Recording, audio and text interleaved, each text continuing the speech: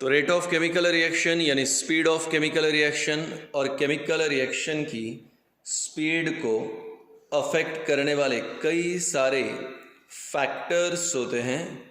तो अभी हमारा टॉपिक है फैक्टर्स अफेक्टिंग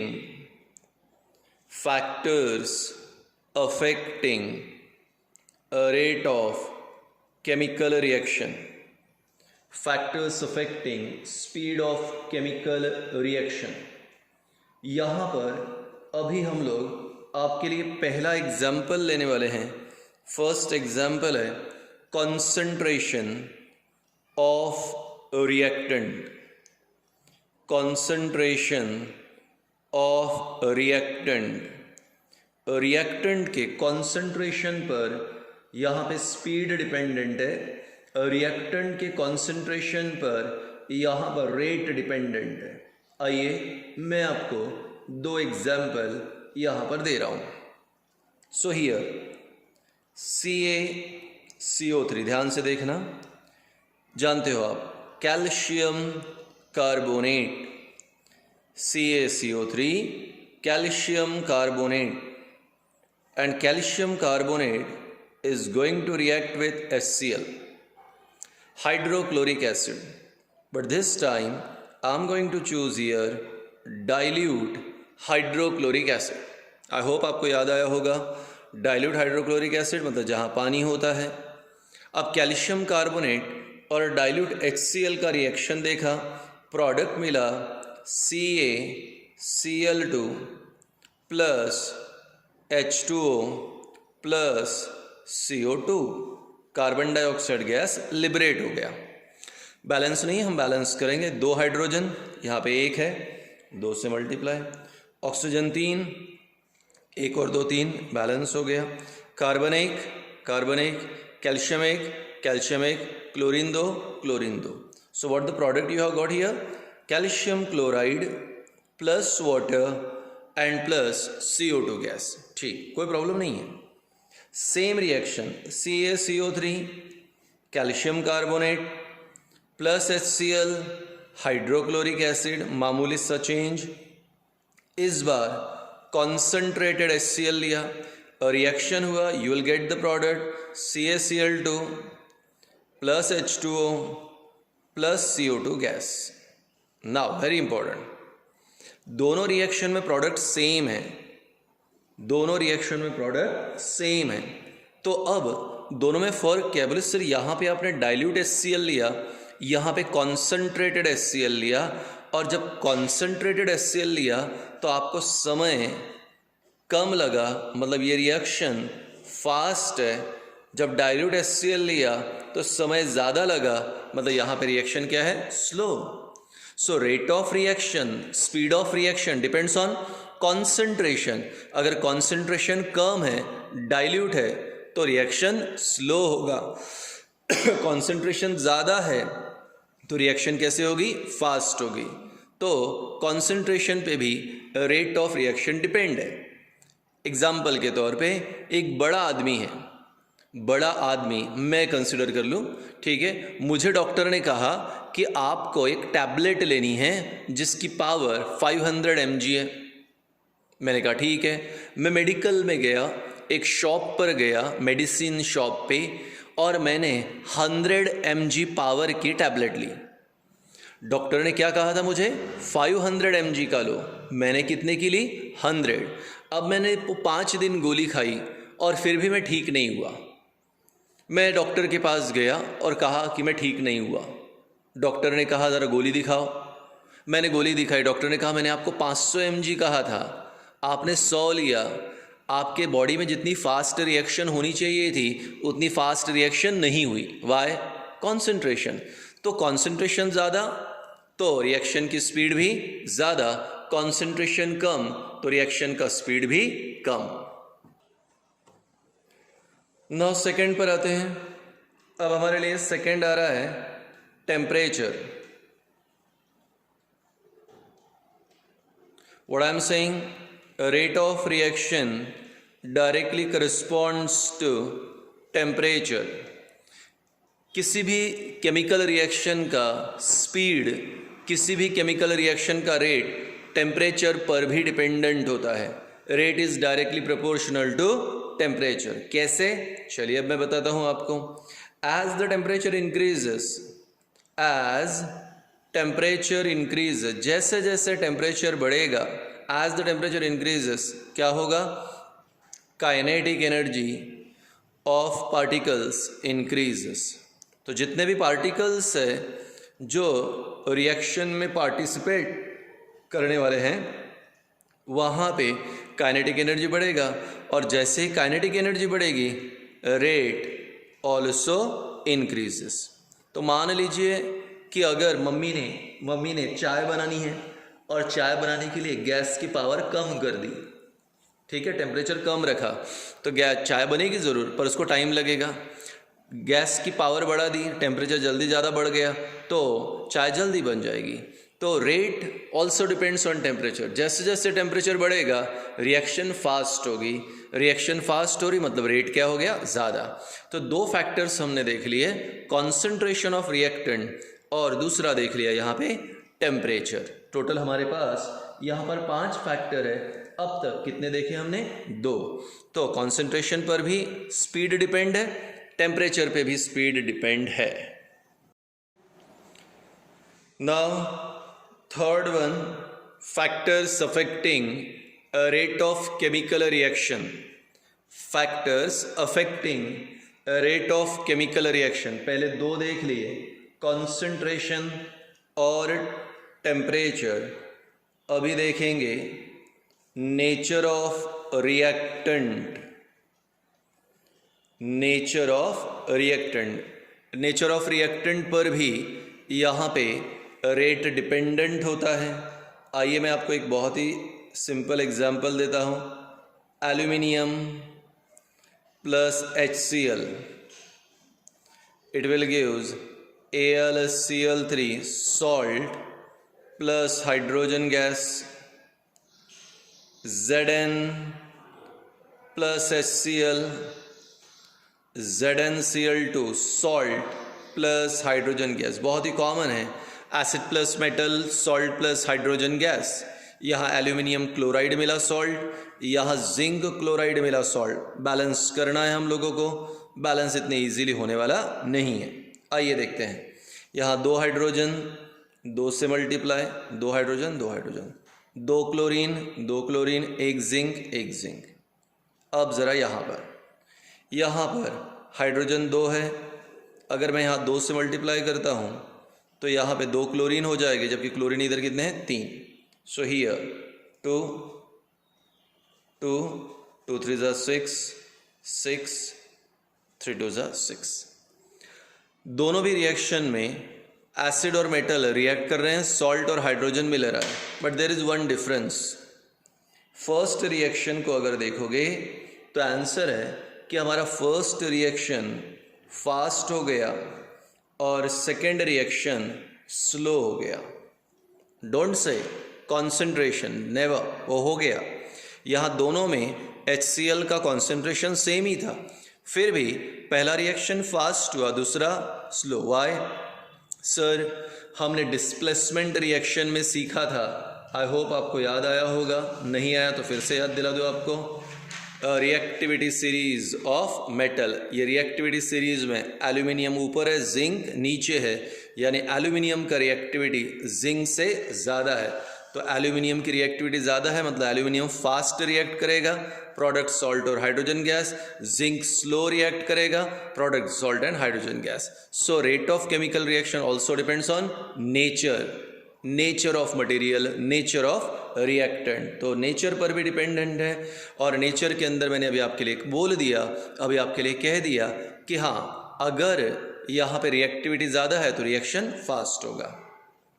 इसके बाद आता है साइज ऑफ पार्टिकल्स पे। चौथे नंबर का फैक्टर है साइज ऑफ पार्टिकल्स। पार्टिकल्स की साइज पर भी रेट ऑफ रिएक्शन डिपेंडेंट होता है। Why it is so? Example के तौर पे ये मैंने सर्कल निकाला। अब अगर मैंने पूछ लिया कि मुझे इस सर्कल का यहाँ पे पूरा सरफेस निकालना है, ठीक है। एरिया ऑफ सर्कल कैसे निकालते हैं, पाई आर स्क्वायर, या पेरीमीटर निकालना है तो 2 पाई आर। पर अगर इसको मैंने ऐसे छोटे छोटे पीसेस में अगर ब्रेक कर दिया, इसी को मैं छोटे छोटे पीसेस में अगर ब्रेक कर दूंगा तो मेरे पास क्या होंगे, बहुत सारे छोटे छोटे पार्टिकल्स तैयार होंगे। यानी टोटल सरफेस एरिया यहाँ पे क्या हो गया, ज़्यादा, जबकि एक बॉल में यहाँ सरफेस एरिया लेस। तो यहाँ पर सरफेस एरिया ज़्यादा तो रिएक्शन का स्पीड भी क्या होगा, ज़्यादा। अगर लार्जर साइज है, अगर लार्जर साइज है तो सरफेस लेस होगा।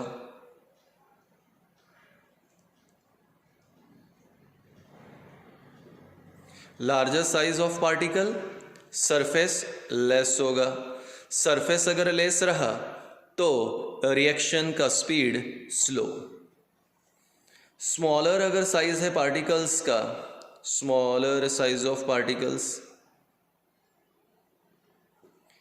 ये कुछ लोगों को कंफ्यूज कर रहा होगा। लार्जर साइज ऑफ पार्टिकल मतलब यहाँ पे क्वांटिटी ऑफ पार्टिकल क्या हो गया, लेस। क्वांटिटी कम है तो सरफेस एरिया कम और इसलिए reaction slow. Smaller size of particle मतलब क्वांटिटी मोर, क्वांटिटी अगर मोर है तो नेचुरल है, सरफेस मोर, और सरफेस मोर है तो रिएक्शन क्या हो गया, फास्ट। तो साइज ऑफ पार्टिकल पे भी रिएक्शन का स्पीड डिपेंडेंट है। शाहबाद स्टोन आता है जो कि मार्बल के पार्टिकल्स आते हैं। शाहबाद स्टोन, बड़े बड़े मार्बल के टुकड़े लेने, एसिड में डाल देना, रिएक्शन होगा, पर आप देखोगे कि रिएक्शन स्लो हो रहा। अब रांगोड़ी का पाउडर लेना यानी मार्बल का पाउडर लेना, फिर से एसिड में डाल दो, रिएक्शन एकदम विगरस होती है, बहुत सारा यहाँ पे जो है फ्यूम्स या झाग निकलेगा, यहाँ पे इफरवसेंस होगा, तो रिएक्शन क्या हो गई, फास्ट। तो पार्टिकल का साइज छोटा तो रिएक्शन का स्पीड ज़्यादा, पार्टिकल का साइज बड़ा तो रिएक्शन का स्पीड कम। डिटेल क्लास में आएगा। आखिरी पॉइंट है catalyst. Catalyst, the substance which by its mere presence affect the rate of chemical reaction without undergoing in it. ऐसा सब्सटेंस जो रिएक्शन के रेट को अफेक्ट करेगा, ऐसा सब्सटेंस जो रिएक्शन के रेट को अफेक्ट करेगा without undergoing in it. The substance which affects the rate of chemical reaction without undergoing in it is called as catalyst. बोले नहीं समझा। अगर आपके आजू बाजू में अगर पापा या मम्मी हैं, ठीक है, तो आप मेरे एग्जाम्पल को सुन लो और बाद में उनके साथ ये एग्जाम्पल शेयर करो। आमतौर पे हमारे इधर कोजागिरी के समय जब दूध को गर्म करते हैं तो बहुत सारे लोग दूध गर्म करते समय उसके अंदर एक सॉसर डाल देते हैं। क्या सॉसर डालने से उसका टेस्ट बदल जाता है? नो। क्या सॉसर डालने से वो जल्दी बॉईल होता है? नो। तो फिर हुआ क्या? बोले सर सॉसर डालने से, पापा मम्मी बताएंगे आपको, सॉसर डालने से दूध बॉईल होके बाहर नहीं गिरता।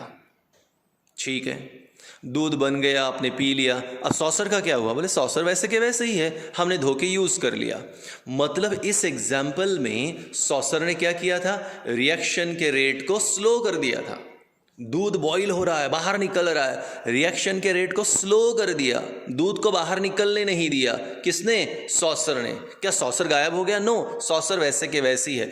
तो वो सब्सटेंस जो रेट ऑफ रिएक्शन को, केमिकल रिएक्शन की स्पीड को अफेक्ट करता है पर उसमें पार्टिसिपेट नहीं करता, उसे कैटलिस्ट, यानी यहां सॉसर कैटलिस्ट है। दूसरा एग्जाम्पल, एक बच्चा है छोटा, दूसरी तीसरी क्लास का, उसको कोई दूसरे बड़े बच्चे रोज चिढ़ाते हैं स्कूल में। ठीक है, उसने कभी अपने पापा मम्मी को ये नहीं कहा कि बच्चे चिढ़ाते हैं, लेकिन आज उसके साथ उसके पापा स्कूल में आए हैं। जैसे वो स्कूल में आया तो बड़े बच्चों ने उसको देखा कि आज उन्होंने चिढ़ाया। आप भी कहोगे नो सर, नहीं चिढ़ाया। क्यों नहीं चिढ़ाया? क्योंकि उसके पापा साथ में थे। तो क्या पापा ने बोला बच्चों को कि तुम मेरे बेटे को चिढ़ाना नहीं? नहीं, पापा ने कुछ नहीं कहा, सिर्फ पापा की प्रेजेंस थी जिसके कारण बच्चे क्या हो गए? चुप हो गए। यानी यहाँ पापा क्या कर रहे हैं? एज अ कैटलिस्ट काम कर रहे हैं, जो रिएक्शन में पार्टिसिपेट नहीं करते पर हाँ रिएक्शन की स्पीड को कंट्रोल करते हैं। ठीक है। अब आज का तीसरा एग्जाम्पल थोड़ा ऑड है लेकिन फिर भी सुन लो। इमेजिन करो किसी के पापा काफ़ी स्ट्रिक्ट है, किसी के पापा काफ़ी स्ट्रिक्ट है और बच्चे घर में उनसे डरते भी है। अब मान लीजिए कि पापा के ऑफिस से आने का टाइम हो गया, ठीक है, पापा 6 बजे ऑफिस से आते हैं, दूर से पापा दिख गए, बच्चे दौड़ते हुए रूम में गए और पढ़ने के लिए बैठ गए। क्या पापा ने उन्हें पढ़ने के लिए कहा? नो। लेकिन बच्चे खुद ब खुद पढ़ने लगे। नहीं, पापा आ गए, उनके सामने चुप बैठ गए, मस्ती करना बंद, पढ़ाई करना शुरू। तो पापा क्या है? कैटलिस्ट। उन्होंने रेट ऑफ रिएक्शन को क्या कर लिया? कंट्रोल किया। हाँ, उन्होंने कहा नहीं था बच्चों को कि तुम पढ़ो, बस उनकी प्रेजेंस सफिशिएंट है। एक क्लास में टीचर आ गए, बच्चे शांत हो गए। क्या टीचर ने बच्चों को कहा था शांत रहो? नो। बस टीचर की प्रेजेंस ने उस पर्टिकुलर क्लास को शांत कर दिया। तो टीचर यहाँ पे कैटलिस्ट, वो सब्सटेंस जो रिएक्शन के रेट को अफेक्ट करता है, जो रिएक्शन के रेट को अफेक्ट करता है without participating in it, without participating in it is called as क्या? कैटलिस्ट। आइए देखते हैं एक example.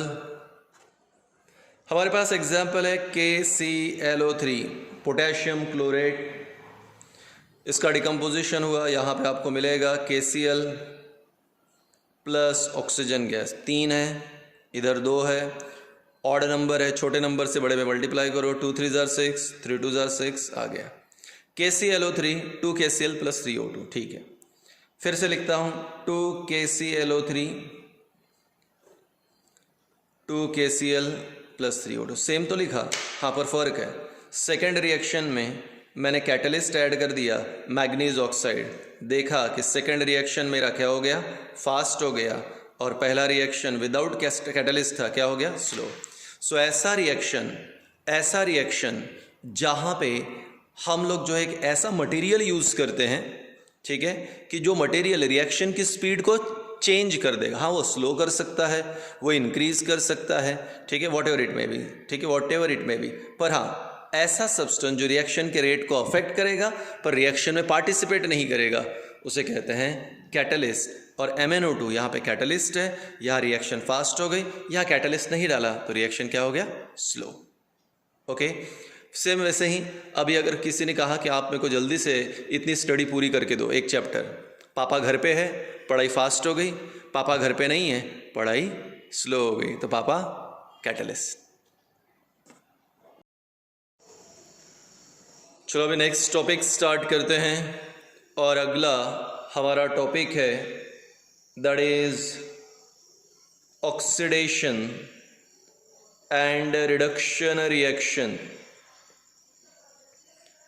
Oxidation and reduction reaction क्या है? Oxidation, oxidation addition of oxygen, addition of oxygen or removal of hydrogen, addition of oxygen or removal of hydrogen is called as oxidation। यानी ऐसी reaction जहाँ पे या तो आप ऑक्सीजन ऐड करते हो या हाइड्रोजन रिमूव करते हो, तो उसे ऑक्सीडेशन कहते हैं। चलिए अब ज़रा देखते हैं। यहाँ पे लिया Mg प्लस O2। आप तो जानते हो Mg प्लस O2 क्या मिलेगा? MgO। 2 ऑक्सीजन, 2 से मल्टीप्लाई, 2 मैग्नीशियम, 2 मैग्नीशियम, क्या हो गया यहाँ पे? Addition of oxygen. अब एडिशन ऑफ ऑक्सीजन हो गया, मतलब क्या हुआ? ऑक्सीडेशन।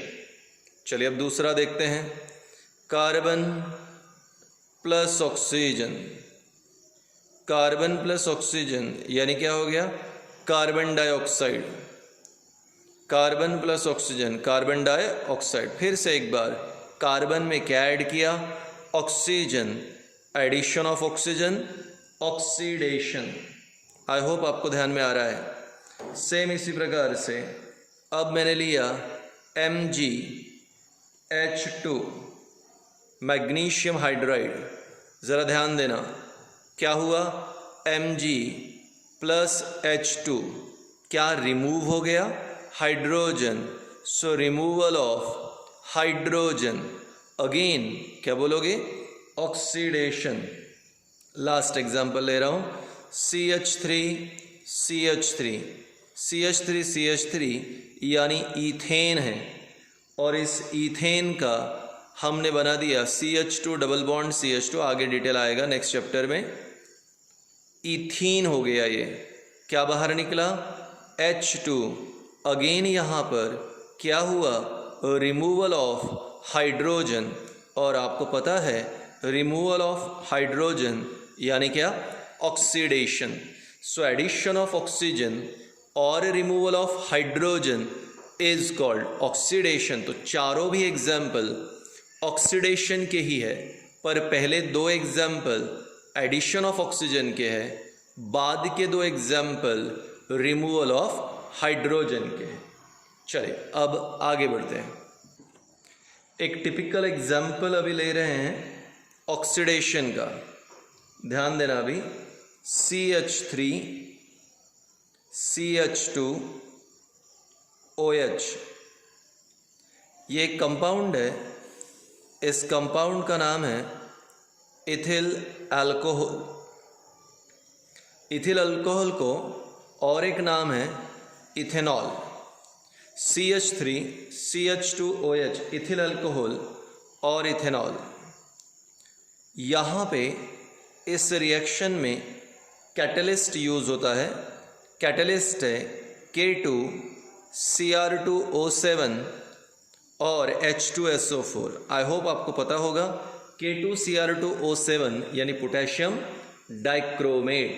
पोटेशियम डाइक्रोमेट मराठी भाषा में शेंदूर, हनुमान जी को लगाया जाने वाला ऑरेंज कलर का पाउडर शेंदूर, वो है K2Cr2O7 पोटेशियम डाइक्रोमेट। ये कैटलिस्ट है, रिएक्शन में पार्टिसिपेट नहीं करते। अब देखो हम लोग यहाँ पे क्या ऐड कर रहे हैं, ऑक्सीजन, और मैंने क्या कहा था, एडिशन ऑफ ऑक्सीजन मतलब ऑक्सीडेशन। CH3COOH प्लस H2O बनेगा, और ये बन गया तुम्हारे लिए एसिटिक एसिड। तो इथिल अल्कोहल का ऑक्सीडेशन किया, इथेनॉल का ऑक्सीडेशन किया, तो एसिटिक एसिड बनेगा, एडिशन ऑफ ऑक्सीजन यानी ऑक्सीडेशन। अब हम लोग दूसरे रिएक्शन पर आ रहे हैं, ऑक्सीडेशन हो गया। अब हम लोग चलेंगे रिडक्शन की तरफ। रिडक्शन का मतलब एडिशन ऑफ हाइड्रोजन, यहाँ पे उल्टा बोलेंगे, एडिशन ऑफ हाइड्रोजन और removal of oxygen. Addition of hydrogen और रिमूवल ऑफ ऑक्सीजन। ऑक्सीडेशन में क्या बोला था, एडिशन ऑफ ऑक्सीजन, यहाँ पे क्या बोल रहे हैं, addition of hydrogen. So addition of hydrogen और removal of oxygen is called as, क्या बोलोगे, हाँ, reduction. Let's start. N2 plus H2 क्या मिला, NH3, हाइड्रोजन 3, इधर 2, 2 3 ऑड वैल्यू, छोटे नंबर से बड़े साइड में मल्टीप्लाई करो, 2 3 जार 6, 3 2 जार 6, 2 नाइट्रोजन। क्या ऐड किया, हाइड्रोजन, शॉर्ट में लिखते हैं एडिशन ऑफ हाइड्रोजन, मतलब क्या हो गया, रिडक्शन। दूसरा एग्जाम्पल लेता हूँ तुम्हारे लिए, H2O2। H2O2 का मतलब होता है हाइड्रोजन पर ऑक्साइड। कभी कभी कुछ पार्लर में बाल को कलर करने के लिए हाइड्रोजन पर ऑक्साइड यूज़ होता है। हाइड्रोजन पर ऑक्साइड का कन्वर्शन हुआ H2O प्लस O, क्या बाहर निकल गया, ऑक्सीजन। रिमूवल ऑफ ऑक्सीजन, और रिमूवल ऑफ ऑक्सीजन का मतलब भी क्या हुआ, reduction. So addition of hydrogen और removal of oxygen is called as oxidation. पर स्टेट बोर्ड में एक और स्पेशल चीज़ दी है कि यहाँ पे ऑक्सीडेशन एंड रिडक्शन एक्सप्लेन किया है, oxidation and reduction in terms of exchange of ions, in terms of exchange of ions, या इसे कहेंगे charges, in terms of exchange of charges. आइए ज़रा देखते हैं। मेरे पास यहाँ पे है Fe2 पॉजिटिव। Fe2 पॉजिटिव जो आयन होता है इसे कहते हैं फेरस। अगर इसने एक इलेक्ट्रॉन रिलीज कर दिया, एक इलेक्ट्रॉन और डोनेट कर दिया, तो क्या बन जाएगा? Fe3 पॉजिटिव, एक इलेक्ट्रॉन और बाहर निकल गया। पर अब इस Fe3 पॉजिटिव को हम लोग कहते हैं फेरिक। ये फेरस आयन, ये हो गया फेरिक आयन। तो 2 पॉजिटिव का क्या बन गया? 3 पॉजिटिव। तो बताओ मुझे, चार्ज इंक्रीज हुआ कि डिक्रीज हुआ? इंक्रीज। और जब चार्ज इंक्रीज होता है तो उसे क्या बोलोगे? ऑक्सीडेशन। यानी नंबर्स बढ़ रहे हैं, यहाँ पे मैग्नीट्यूड बढ़ रहा है तो ऑक्सीडेशन। इसका उल्टा Fe3 पॉजिटिव है, इसमें एक इलेक्ट्रॉन मैंने ऐड कर दिया, पहले निकाला था ना, अब ऐड कर दिया, तो उसे एक इलेक्ट्रॉन वापस मिल गया, बन गया 2 पॉजिटिव। सर ये पहले फेरिक था, अभी वापस क्या बन गया? फेरस बन गया। यानी यहाँ पे चार्ज कम हो गया, 3 पॉजिटिव था अब 2 हो गया, चार्ज कम हो रहा है, रिड्यूस हो रहा है, दैट इज रिडक्शन। तो इन टर्म्स ऑफ चार्जेस भी ऑक्सीडेशन रिडक्शन एक्सप्लेन होगा। यहाँ पे हम उसे कहेंगे oxidation and reduction in terms of charges. अब हम लोग अगले पॉइंट पे आते हैं, जिसे हम लोग कहते हैं यहाँ पे रेडॉक्स रिएक्शन। इम्पॉर्टेंट है, और फिर हम अपने चैप्टर के एंड की तरफ बढ़ेंगे। रेडॉक्स रिएक्शन क्या है? Redox reaction, reaction in which both oxidation and reduction occurs simultaneously. Reaction in which both oxidation and reduction occurs simultaneously is called redox. तो वो रिएक्शन जहाँ ऑक्सीडेशन और रिडक्शन दोनों हो रहा है एक साथ, उसे रेडॉक्स रिएक्शन। सब लोग ध्यान देना, CuO प्लस H2 प्रोडक्ट है Cu प्लस H2O।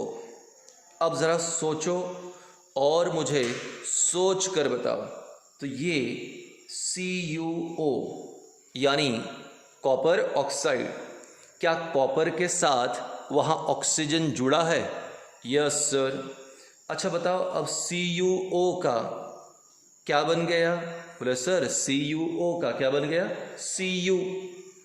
क्या निकल गया? सर ऑक्सीजन निकल गया। मतलब क्या? Removal of oxygen. यस और नो? यस। अब बताओ, ऑक्सीजन रिमूव होना मतलब क्या? रिडक्शन। ऑक्सीजन रिमूव होना मतलब रिडक्शन। तो CuO का Cu हो गया, ऑक्सीजन रिमूव, रिडक्शन, तो ये हो गया रिडक्शन। अच्छा बताओ, ये कौन है? बोले H2। अच्छा बताओ, ये H2 का अब क्या बन गया? H2O। तो हाइड्रोजन में क्या ऐड हो गया? Oxygen, addition of oxygen. और तुम तो जानते हो एडिशन ऑफ ऑक्सीजन मतलब क्या होता है? ऑक्सीडेशन। तो इस प्रकार addition of oxygen oxidation, removal of oxygen reduction. तो देखो, एक ही रिएक्शन में ऑक्सीडेशन भी हो रहा है और रिडक्शन भी हो रहा है, इसलिए उसे क्या कहेंगे? Redox reaction. अब जरा एग्जांपल देखो, H2S हाइड्रोजन सल्फाइड, SO2 मिला S प्लस H2O। बैलेंस नहीं है, हमें बैलेंस करना पड़ेगा। 2 ऑक्सीजन, 2 से मल्टीप्लाई, 2 2 ज़ार 4, 2 2 ज़ार 4, सल्फर 2 और 1 3, आ गया 3। चलो अब ज़रा इसको समझने की कोशिश करते हैं। तो हमारे पास H2S था, H2S, यहाँ पे था SO2, ठीक है, दोनों का रिएक्शन हुआ, यहाँ पे मिला सल्फर और वाटर। देखो ये नेक्स्ट एग्जाम्पल, यहाँ पे H2S, यहाँ पे H2, मैंने क्या ऐड कर दिया, ऑक्सीजन, तो H2 का H2O हो गया, addition of oxygen, oxidation. SO2 था, O2 ऑक्सीजन था, यहाँ पे S बन गया, मैंने ऑक्सीजन रिमूव कर दिया, रिमूवल ऑफ ऑक्सीजन, रिडक्शन। तो एक ही रिएक्शन में ऑक्सीडेशन और रिडक्शन दोनों हुआ, तो वो रिएक्शन जहाँ ऑक्सीडेशन और रिडक्शन दोनों होगा उसे कहेंगे रेडॉक्स रिएक्शन। अब बेटा अगला हमारा जो टॉपिक है रैंसिडिटी और करोजन का है। तुम जानते हो ये दोनों भी टॉपिक हमने क्लास में लिए थे, फिर भी एक बार, aerial oxidation of oils and fats which changes taste and smell of food is called rancidity. अगर तेल वाली या घी वाली चीज़ें खुली रही तो वो एयर के ऑक्सीजन के साथ रिएक्ट करेगी, जिसके कारण उसका टेस्ट और स्मेल चेंज हो जाएगा, और इसी टेस्ट और स्मेल के चेंज होने को हम लोग कहते हैं रैंसिडिटी। हाँ, रैंसिडिटी को प्रिवेंट करने के लिए, ठीक है, हम उसे नाइट्रोजन गैस में पैक करते थे, जैसे कुरकुरे या चिप्स के पैकेट, एयर टाइट कंटेनर में रखेंगे, उसमें जो है एंटीऑक्सीडेंट मटेरियल डालेंगे, जो कि ऑलरेडी हमने आपको पढ़ाया था क्लास में, या उसे रेफ्रिजरेटर में रख देंगे या लाइट से दूर रखेंगे।